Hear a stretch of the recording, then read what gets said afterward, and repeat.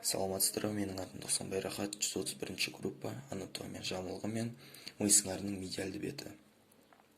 Жалпы әрбір ми сыңары 3 беттен тұрады, латералды, медиалды және төменгі беттерінен, және олар әрбір үлестерден тұрады, 5 үлестен.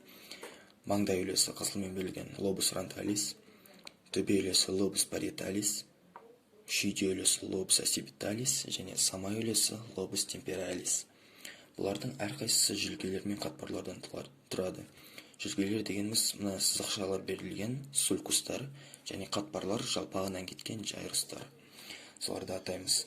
Енді ортаңғы жүлгеге тоқталып кететін болсақ, орталық жүлге сулькус централис, ол ми сыңарында жоғарыдан төменге қарай сызылып орналасқан. Ол жалпы маңдай үлесін төбе үлесінен бөліп тұрады.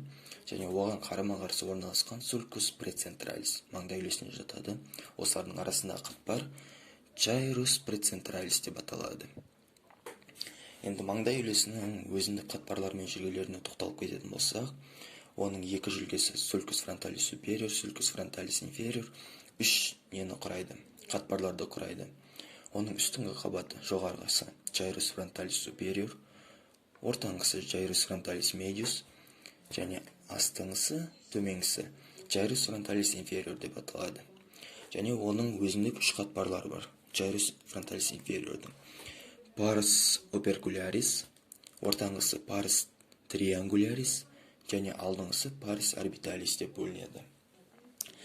Енді төбе үлесіне келетін болсақ, жаңағы орталық жүлгенің қарама-қарсы параллельді сулькус постцентралис орналасқан.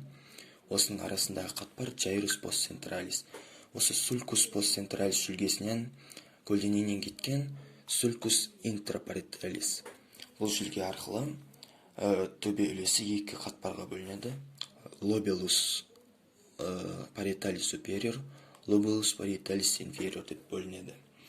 Жалпы осы төменгі қатпары өзіндік екі үлкен қатпардан тұрады. Жайрус ингулярис, жайрус супрамаргиналис деген екі қатпардан тұрады.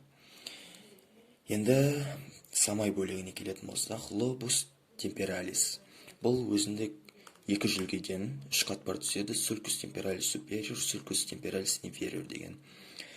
Жалпы жоғарғысы жайрус темпоралис супериор, ортаңғысы медиус, астыңғысы инфериор. Және осы самай бөлігін төбе үлесіне және маңдай үлесіне бөліп тұратын жүлге бұл сулькус латералис деп аталады. Осы самай бөлігін ми бауларымен араластырмайтын, ол сулькус гиппокамп болып саналады.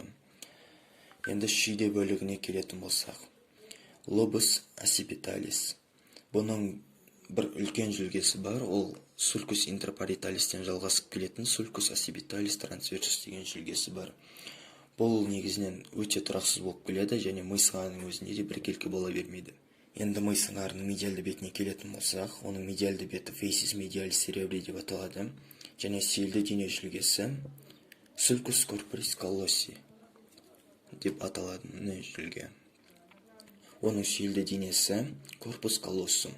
Оның үстіңгі қатпары gyrus singuli деп аталады. Ол sulcus singuli мен sulcus corporis callosiдің ортасында орналасқан.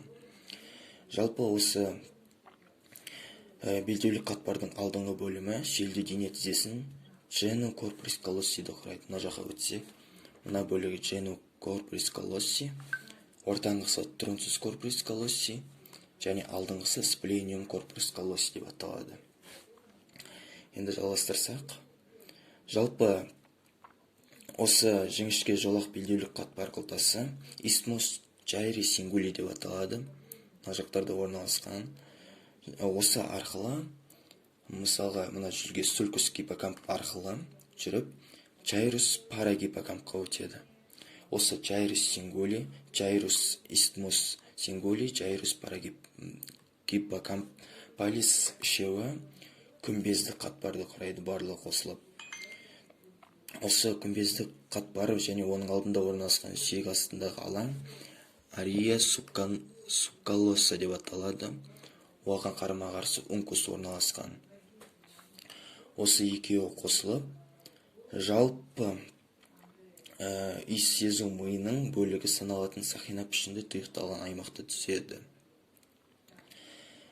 Осы жаңағы бедеулік қатпар Jairus Singuli, Sulcus Singuli мен шектелген. Осы Sulcus Singuli жүлгесі мына жаққа дейін созылып, мына жақта Lobulus paracentralisті құрайды.